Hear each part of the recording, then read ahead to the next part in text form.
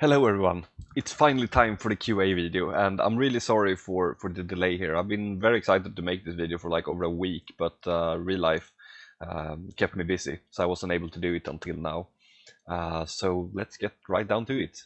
The first question is by Jon Emanuel, and it reads, "What for you is the best gacha game you've played? Is it Guardian Tales or something else?" It's definitely Guardian Tales. I've only played two gacha games actually. I used to play more stuff on the PC before, but then I played Dragon Raja like a year ago now. I suppose I think it's a year, and yeah, then it was Guardian Tales, which I'm obviously still playing, and yeah, it's hands down Guardian Tales, definitely. So let's move on to the next one by Anthony. What do you do for a living? Hmm. Well, at the moment I'm a student. I am studying to become a real estate broker. So I have a little bit less than a year left. So that's going to be really exciting to get out to work with that. But yeah, still studying. So that's what I'm doing. Ham has the next question. How did you find out about the game and when did you start playing it? And congratulations on that achievement. Well, thank you, first of all. Yeah, I didn't think it would grow that much, actually. But more on that later. So how did I find about the game?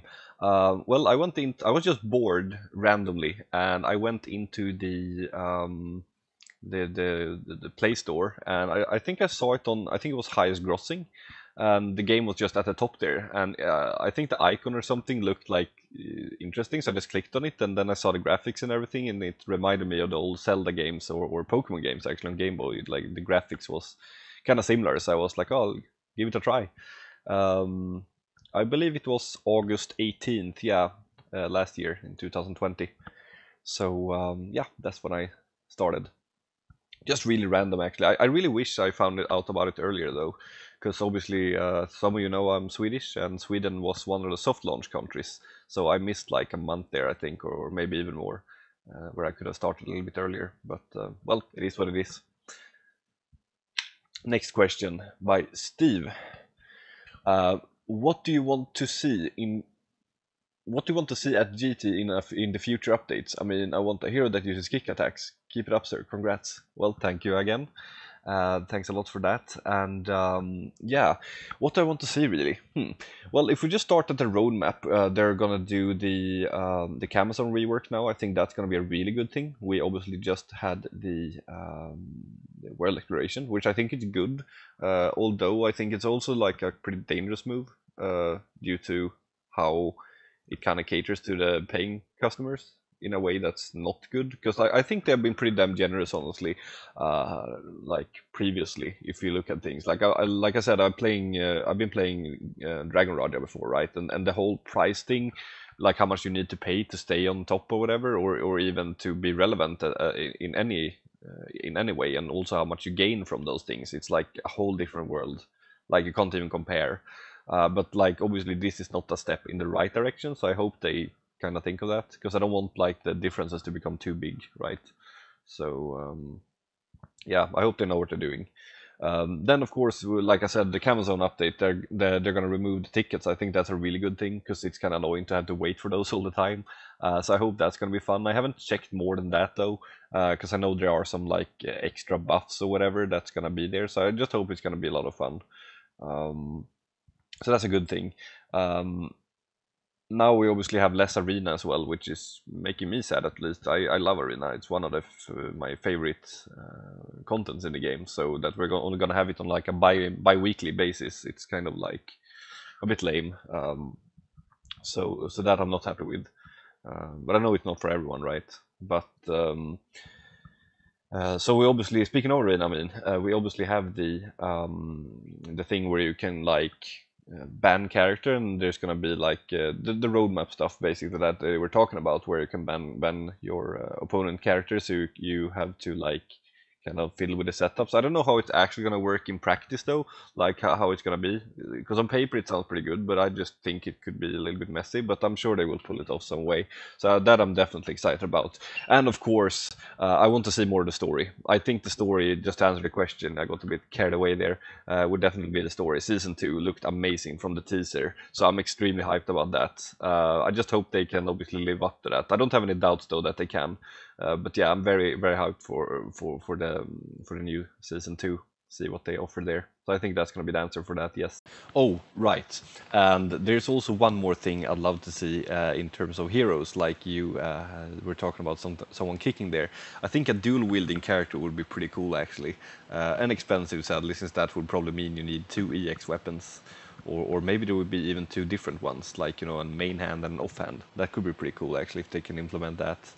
And there's also a bunch of spells and things from other games that are pretty cool. Like if we talk Diablo 2 or 3, we have that frost orb that shoots those tiny little things around. That could be a VS, for example, for a character. So yeah, there's plenty of things from other games that could be pretty cool if they can implement here in a good way, of course.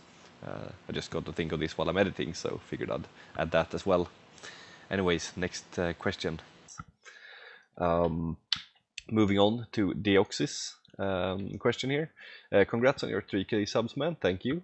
By the way, what motivated you to make content for GT, and what keeps on motivating you now? Oh, that's interesting actually. Ever since I started the channel, I guess, that was back in, I think it was 2012 or something, when I was playing WoW still. At that point, it was just making like kill videos of bosses, like most guilds do nowadays, and even back then. So I've already had like the channel, you know, and after that, I don't know what kind of kept me going. I thought it was just fun. I mean, since I think I kind of go to like, I kind of like to push the limit, right, of things, and yeah, it's just fun to share that kind of stuff with people, you know. And I recently came from Dragon Raja, so I did have a little bit of experience of making these kind of videos, because it was kind of like different before, where I just did like mostly, you know, the kill videos, but now it's obviously more of, it's not so much now just showing off what I can do or have done, but also like kind of helping people. So that's really nice, and I obviously see the feedback is really positive too, doing those things. So yeah, I mean, and what motivates me now, I mean, like I said, the feedback is obviously kind of like a receipt that you have done something well, right? So I think that that's definitely making me like, it makes me feel that it's worthwhile, you know. I think I would still make videos though, even though it would, if people wouldn't care or whatever, because I think it's still fun. But maybe it would be more, you know, the bragging parts of things, like I've done this challenge without getting hit or whatever it could be, you know. But now I obviously want to go the extra mile to give something back to the community as well. So yeah, it's obviously like thanks to you guys, and yeah, that's good stuff. Hello, girl. Who are the toughest players to match up against? Ooh. Well, I mean, that's an interesting one. Well, for sure it's Epi. Like he's loaded out on stats. I'm getting close now though, but still. So that's obviously scary. So there's like less rooms of mistakes, you know, from my part, and he's also a good player, which doesn't really help. Other than that, other players that I could mention, like I'm only gonna mention like based on skill, I believe, because like I could go, we could obviously talk setups as well. There are some people that happen to counter me pretty often, you know, but that's like a different story, and the list would just be wrong, like super long. I think Rocco, like my guildmaster, he is not really playing against me, because we do this thing where we announce when we go in, so we don't like meet each other within the guild, I mean. And so I don't like play versus him very often, but he's definitely a very good player, and if he were a whale it would be even more scary, I think, for the whole arena as a general thing. So yeah, he's a very good player, so that's a scary one, for sure, even though, like I said, I don't really meet him. Shalf is definitely moving up there. We had some really good games lately. So that's definitely one where I have to focus a little bit extra. What other games could it be though? I'm actually doing this just in one take, sort of. So I'm really bad with names, and I just can't think of anyone that's like. I mean, there are probably some that are also scary beyond this, but like just right at the tip of my tongue, these are the three names that comes to mind right now. Then there are of course some other players that are more like free to play and stuff, but the problem with those is that you can't really gauge them that well because you just run them over with the stats, right? Like I remember there was Element Mag, for example. He was really good, but he just kept falling behind on stats. I don't think he plays anymore though, which is sad. But so that's one. Bukason had some pretty good plays as well, and there's one more on U something. He's using Aleph Utsuzuki, something like that. I don't know. Also good player definitely, but then again doesn't really have the stats to make it work, I guess, versus someone that has like more or less everything like myself. So there's that. But yeah, I'm just gonna go with those three names. I'm sure there are more, so I'm sorry if I forgot about someone. But yeah, there are definitely some. Oh, Nero. He can be scary sometimes too. Definitely, he knows what he's doing. Yeah. Um, good stuff. Let's see. Tier Talis have asked me, what is your PC specs and how do you configure your emulator? Well, let's just bring it up here and take a look right away. I'm gonna get the PC specs right here. And that would be, yeah, Windows 10 64. The CPU is an i7, 8700K. I think it's like overclocked a little bit, but yeah, 16 gigabytes of RAM. There is a 1080 Ti, and yeah, that's pretty much it. Oh, and I also have I have like an external sound, or not external, what's it called? Yeah, external sound card. It looks like little graphic cards, right? So it's like a Sound Blaster A5, it's called, which is I think that's something that like everyone should get for the computers. Honestly, you don't need to get the fanciest one like this one, but just like the cheap one. I remember I had one for like $30 before, and it's such a big difference from the motherboard sound card that's coming with all the motherboards. They're just so bad. So even like a small cheap one is definitely an upgrade. So that's something I can really recommend. I also have let me just check my hard drives. I think it's an M2 something something. Let's see here. Yeah, it's an M2 of 500 gigabytes, which is a godsend. Really, it's amazing. It's extremely fast. But as you probably heard from when I did read up the specs, it's definitely getting a little bit older now, but it's still working super fine. The only thing I don't have for like the latest stuff is obviously the RTX cards or that technology, and like the newest stuff that came out like within the last year or something. I think it's like 3 years old, this computer now, but yeah, it's definitely solid. But emulator still crashes, so I don't know if it matters much. My configuration for LD player is like this. I'm just gonna show you right here. I just went with maximum here. Obviously, you can go for the recommended as well if it's like too close to the cap. Like I said, I had 16 gigabytes of RAM. If I only had like 10, I don't know, can I even have 10? I don't think so, but 12 or 8 even. Like going to the maximum here probably wouldn't be a good idea. But yeah, it's like half, so I think it's definitely safe. Then my settings here, I don't think they matter too much. I choose a high rate FPS model, but I'm going to show you why this doesn't really matter. Like I could set it to 120 here, but the thing is here, you actually, if you want to get the highest FPS, like beyond 120, because that's not really available on any phone that you can choose here. Some phones do have 160 or 165, I think now even, but my monitor is a 240. So if you want the monitor FPS, then you just uncheck this thing and you choose the highest value you can here, and then it will get that. I don't know what this does. I just have it on. I don't play PUBG, so that probably doesn't matter. Same thing with these things. And then there is the sound stuff. That's just my sound card, so there's nothing too interesting here. Same thing. I don't even know what bridging is. Yeah, no. There's some vines here, and there's the background picture, which I have chosen as a custom one. I'm going to show you in just a moment. It's really, really amazing. You probably have seen it in the streams though. And yeah, I've never touched these things here. But here's the background picture. So I really love this one. So yeah, that's my settings for the LD player there. Also, make sure you are running the LD player in admin. What you can do is like you right click on the thing, go properties, then you go to compatibility, and then change setting for all users. And then run this as an admin, and okay. So you don't have to like right click and run as admin every time you boot it, because that's just annoying. So and then you get that nice little icon, the shield icon there. So yeah, that's that. Next question is by Hello Girl again. Also, what do you think of the people who love to boast that they are free to play and top 100? I haven't really seen much of that. I'm just assuming that you're talking about the ones that like wants to tell everyone. It's kind of, I guess, like I said, I haven't really thought of it, but it kind of feels similar to those that are like vegans, and they want to tell everyone about it, which I can see why people maybe find annoying or something. But like I said, I haven't really seen much about it, so I don't really have an opinion.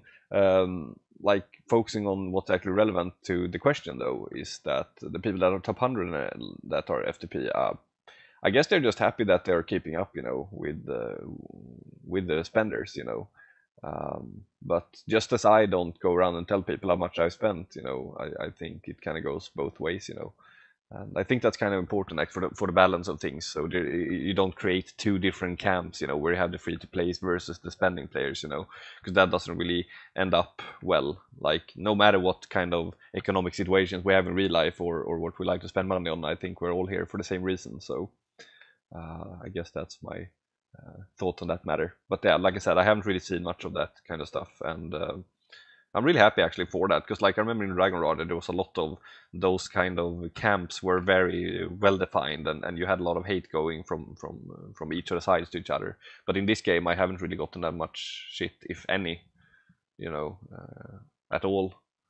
So yeah, I think that's better to keep it that way. But hey, if you are FTP and you make top 100, I mean, kudos to you, right? That's definitely not bad. So yeah. Sibu Gaming has made a comment here, or a question. What do you think Guardian Tales can improve on as a game, and what's your expectation for the game moving forward? Wow. Well, expectation, if we just start in the back end of things there, I think that we definitely have the roadmap to expect. Obviously, since they have told us about it, right? So that's kind of my expectations. I don't really know what comes any like beyond that, right?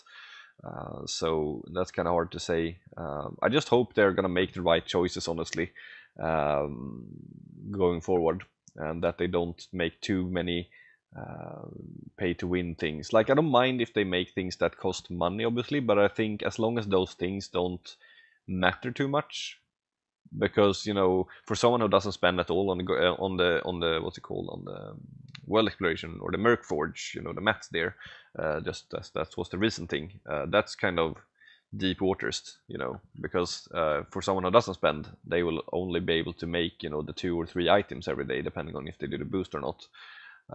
Where spending players can make a lot more. We got 150 items on the first batch of packs, and for the whole next month, I believe we're gonna look at 10 packs or something.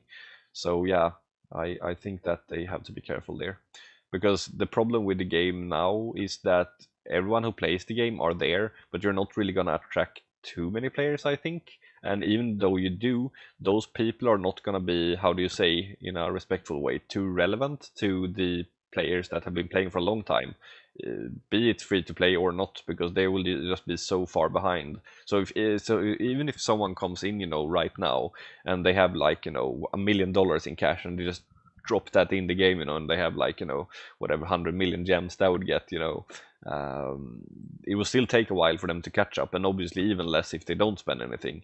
So I think the catch up is kind of like hard for a new player, because I think that matters as well for the game as a whole. Like obviously a new player could still enjoy the game and just go through the story and stuff, but it's kind of nice if you get them into the system as soon as possible to join a guild and that kind of stuff, because the truth to be told, like a lot of guilds I see, including ourselves, are losing players, like after each raid.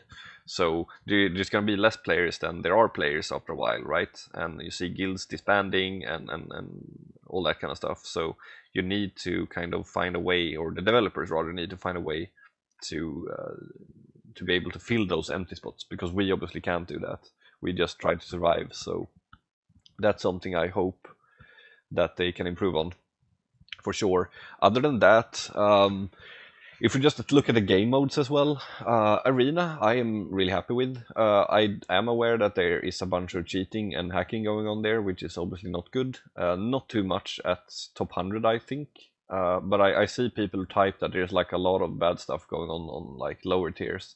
So that obviously sucks, and they should be like really harsh about that stuff, and like really get the players. Like, I don't know what's being done, obviously, because they are being very silent about it. I mean, you report someone that they thank you and they tell you they can't tell you more. I just hope they do the job there to get rid of that stuff. Other content than that, I mean, raids. I mean, I'm happy with that. I don't know, like, what could improve there. Maybe to have like some sort of way where you play one character instead of four, and then you have four people to raid together. That could be pretty interesting, actually. Obviously, the problem there is like how many tries should you have? Because obviously, if you have four players instead of one, there is like a higher probability of a failure happening. So it's kind of shitty if you only have one go or whatever, someone disconnects or whatever. Like four connections trying to work together rather than one. It's yeah. Something I really want though as a feature is a way to duel each other properly. So you would have like an actual arena game instead of the thing we have now in the guild hall. So you would have like, you can just choose your three characters. It would be like arena, or like when I vision it. So, but it's obviously like you right click on a character and you do a duel, and then you get to choose your three characters, and then you go for it. Like, I think that would be really fun. I can see why they haven't done it yet though, because I guess like, where would the game be hosted? Is it gonna be hosted by the game itself, or is it gonna be hosted by the ones doing duels, or you know, to kind of make it like fun? Because they shouldn't just release stuff just because we have a good idea, right? It has to actually work as well. And I'm just thinking like, it could probably be requiring a lot more load on the server if everyone's going to run around and do duels, because I think people are going to do a lot of that stuff. So I think that's kind of what's limiting them at the moment. But I would love to see the feature if they can find a way to do it, for sure. The orbital lift is it's pretty interesting at times. I mean, it's very like, you get some upgrades, right? Because now we're stuck on 600. Then maybe we're gonna get some more upgrades, and then we can get past 600. Maybe do like 25 levels or whatever, and then we're stuck again. So it's not the fastest progress at the moment, but it's a fun thing to have there, I guess. Another thing that I really miss is the towers. Like, I guess the elemental towers is a nice challenge in itself, but I really miss the original towers where they had those puzzles and everything. So those levels is something I'd like to see more of, for sure. Other than that, we also have the Colosseum, of course, which I think could use some love, because it's not very interesting at the moment. Or maybe it is though, because I've seen there are some videos coming out now by someone called 1D Gamer that I've been told to watch, and I just haven't had the time to it. So maybe it's really fun if you actually learn the mechanics and everything in there. I don't know, but it's still pretty lame. I mean, you have like only 5 tickets per 12.5 hour. Is it? And yeah, it's kind of stale. So, and obviously you have all the RNG with the units as well. Like, you could just run the exact same thing against someone, and you just get different results every time. So I don't know. It's like, yeah, it could use some improvements, but I don't know the solution for it though. That's yeah. And then of course we have the world exploration.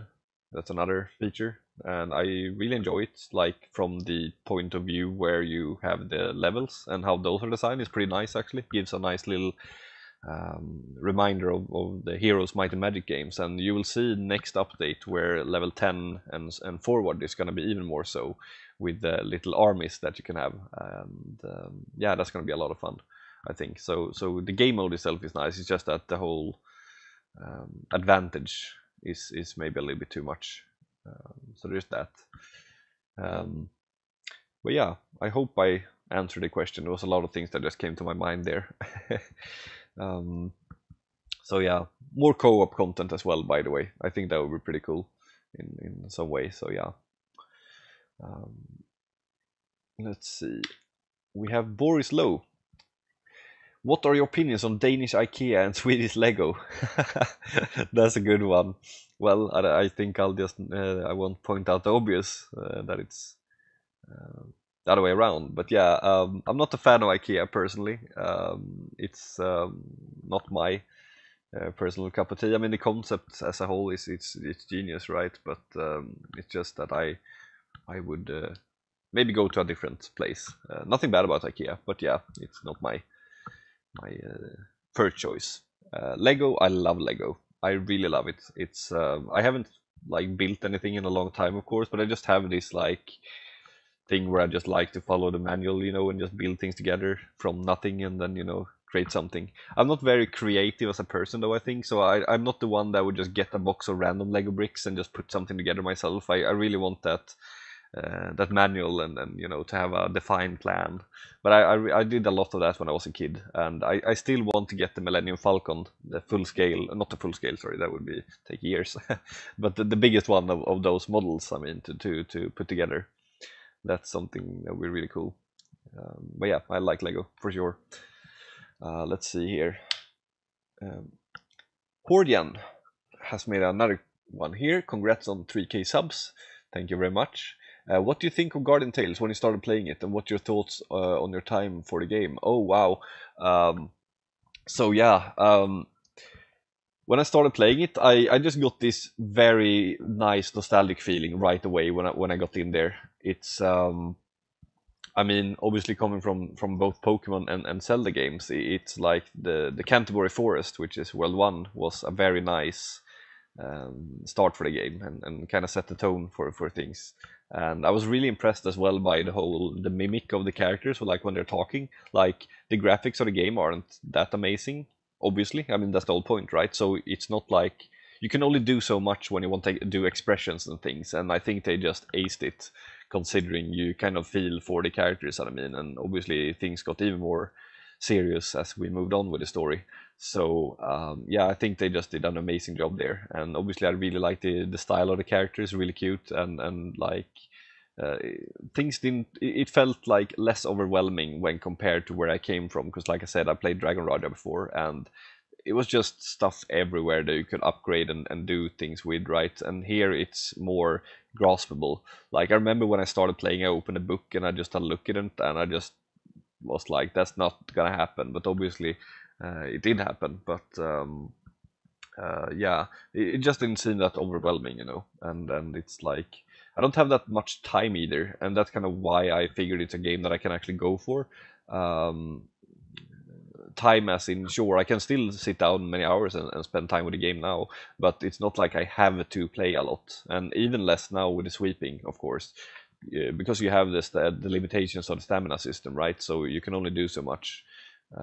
It would be a different thing if it was like an open world game such as Genshin Impact or well, many other games where there is like no limit to how much you can play, really.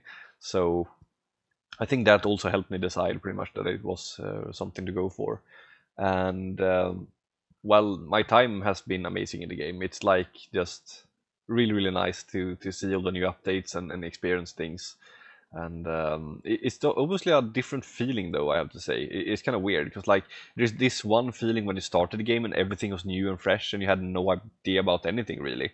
I mean, Marina was just a character with like a cool sword and a uniform, right? Where now she actually has a defined spot in the whole hierarchy of characters. You know exactly what does what and how everything works and stuff. So I think that's like that kind of fresh feeling of things is very interesting actually, and it kind of changes. But I don't say I think it's worse per se. Like it is different for sure, but not worse. Definitely not. It's just I'm having a lot of fun with the game. That's all, and yeah, really excited to see what happens next as well. Um, and then we have Patrick Cruz. And how many tries for the orbital is 225? Sorry, 525. Wow, that's a good question actually. Hmm, I don't think. Oh, I'm trying to remember actually because it was a while since I did that one. Um, I don't think it was that many actually, not because it wasn't hard or whatever, but I think Epi got like I was speaking to Epi lol like very often, and I think I knew that he was kind of stuck there, so I just didn't bother to go for it because I figured if he can't get it, I definitely can't, right? So and then when the new update came, so we could beat it. at the time, I mean, the new update, then it didn't take too long time actually, because I saw like we obviously spoke about it and they said it wasn't too bad. So yeah, I think 500 was definitely worse, and 535 even worse. I think 535 was probably the most extreme one so far, where it was just such a close call. And 500, like I said, 500 was a lot less satisfying though, honestly, because what happened there was I probably did like 500, maybe 1,000 tries, I don't know, or just trying and it didn't work, and then I got a new setup that I think someone found on the Korean forums or something, and I think I killed it in like within 5 tries, or was it even a one shot? I can't remember. It just felt so like not satisfying. So yeah, there was also another one, I can't remember which one it was, but it was one that was really hard as well, that took a lot of tries. Was it 520 maybe? Where I was like, I just put it on and I watched the series at the same time, and when I actually beat it, I was like not paying attention, so I just saw the complete thing, so that was also a bit disappointing. But I don't have a memory of 525 being that bad, just because of the fact that I didn't have the setup at the time, and when I did, it was like not that bad. So yeah. And for last question, we have one made here that I actually missed this one when I was making a video. But yeah, I can't pronounce the name, I'm afraid. But the question reads, make a video about Lavi, and does his passive party be used in raid to do more damage? Okay, so let's see, Lavi or Favi. I always mix those two up. That would be the healer, I believe. So here's the confusing part. Lavi is actually the tank, and that's the girl. So I don't know which one you're actually referring to. But I'm just going to give the shortest answer I can now, because I see we are over 30 minutes. But I wouldn't really bring any of them to the raid. And I'll just reply for both of them. First we go for the girl, that's the tank, called Lavi. She just has... her passive that's not going to increase any damage whatsoever for you, right? Because it's just a defense, so that's not really going to help you. And if you're talking about the special ability, that's more defense oriented. When hit by enemies, 50% damage is reduced by 30% chance. However, if you are referring to the healer instead, that's the one that increases your chain skills hitting injury. And I think there was a time where you didn't have that many options as we have now, where I think people were talking about using this instead of AOBA for certain teams. Like AOBA would be used for Earth teams, of course, but this one would be used for non-Earth teams.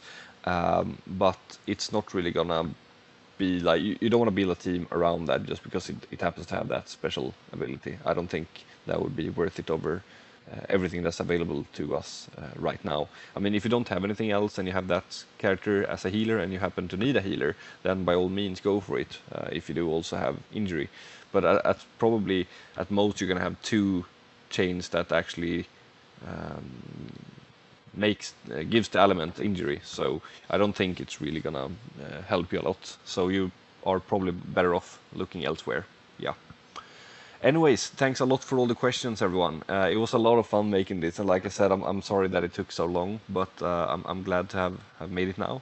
And now I'm off to make another video about all the Camazone, no, not Camazone, sorry, not that, world exploration, all the stages there, yeah. So I'm just gonna play through them on my KR account, since the recon seems to be bugged still on global, last time I checked at least, and just a little guide video there for the 9 stages that's available to us on the global version. So take care everyone, and I hope you enjoyed this. I did, and let's see what the future brings for us. Bye.